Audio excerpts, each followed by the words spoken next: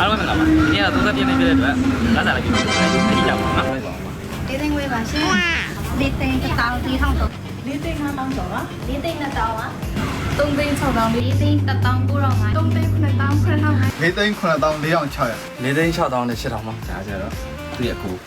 သူ့ကိုကကြတော့ဝယ်ရောက်ရဲ့လီတာလည်းဖြစ်တယ်နောက်ပြီးတော့ကားဆရာလည်းဖြစ်တယ်နှစ်ယောက်ပေါင်းတော့ကျွန်တော်ညီကိုနဲ့အောင်73သိန်းကျော်ပါသူ့ရဲ့နေနဲ့သူနဲ့ပေါ့နော်ဒီမှာအတူတူပဲပြနှစ်ယောက်ပေါင်းဆိုဘယ်လောက်လောက်ပြ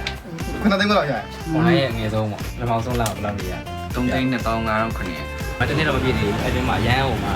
တော်တယ်ညီမလေးပြပါတယ်။လောက်တာဘယ်လောက်ကြာလဲ။တစ်နေ့ကျော်။တစ်နေ့ပြည့်ကို3လလောက်ပြည့်ရနော်။4သိန်းကျော်ဟုတ် ဟုတ်တာကတော့၄လကျော်ရှိပါပြီ ။ဒီလကျော်ရှိပြီ။ပြောရောက်တာဒီလကျော်ရှိတာတော်တော်လေးကြွကျင်ပြီးလို့။ဒါတော့ချက်ချက်ပပယောက်ျားလေး2ယောက်ပါ။ဟိုလည်းရှက်။ဒီလမ်းမှာစဝင်နေတယ်အစ်စ်တွေပေါ့နော်။ဒီလိုလဲတော်တယ်။နောက်ဘူးဆိုင်မှာလုပ်နေတဲ့ညီညီမတွေအားလုံးက19 20လေးပဲပေါ့နော်။အကုန်လုံးကနေရနေပြီးတော့ live လောက်ကန်တာကြီးပဲ။မိဘနဲ့ဝေးတဲ့နေရာမှာနေနေရမယ်လေ